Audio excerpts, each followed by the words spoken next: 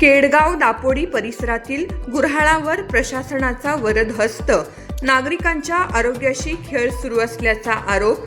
केडगाव दापोडी परिसरातून आता एक गंभीर आणि संतापजनक प्रश्न समोर येतोय।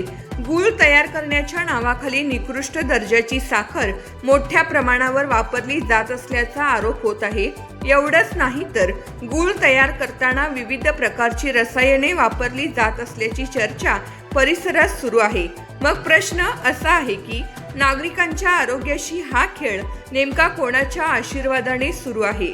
गुऱ्हाळ परिसरात मोठ्या प्रमाणावर कचरा साचवून जाळला जात आहे, त्यामुळे प्रदूषणाचा प्रश्नही गंभीर बनला आहे।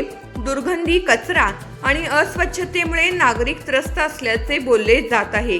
एकीकडे अन्नपदार्थांच्या गुणवत्तेबाबत प्रशासनाकडून मोठमोठे नियम सांगितले जातात, पण दुसरीकडे जर निकृष्ट दर्जाची साखर आणि संशयास्पद रसायनांचा वापर करून गूळ तयार होत असेल तर अन्न व औषध प्रशासन, प्रदूषण नियंत्रण मंडळ आणि स्थानिक प्रशासन नेमकं करतंय तरी काय? तपासणी होते का? नमुने घेतले जात आहेत का?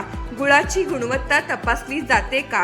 की कारवाईच्या नावाने फक्त कागदोपत्री घोडे नाचवले जात आहेत? दौंड जनता न्यूजचा प्रशासनाला थेट सवाल आहे। जर आरोप चुकीचे असतील तर संबंधित गुऱ्हाळांची तातडीने तपासणी करून सत्य जनतेसमोर आणा, आणि जर आरोपामध्ये तथ्य आढळले तर नागरिकांच्या आरोग्याशी खेळणाऱ्या संबंधितांवर कठोर कायदेशीर कारवाई कधी होणार? गुऱ्हाळ चालक कोणत्याही राज्यातील असो किंवा कोणत्याही व्यक्तीचा वरदहस्त असो, कायदा सर्वांसाठी समान असला पाहिजे। नागरिकांच्या आरोग्याशी तडजोड करणाऱ्यांना अभय देणारा कोण? केडगाव दापोडी परिसरातील या गुऱ्हाळावर प्रशासन कारवाई करणार का? या संपूर्ण प्रकरणाची निष्पक्ष चौकशी होणार का? याकडे आता संपूर्ण परिसरातील नागरिकांचे लक्ष लागले आहे। दौंड जनता न्यूज, प्रश्न जनतेचा, आवाज जनतेचा।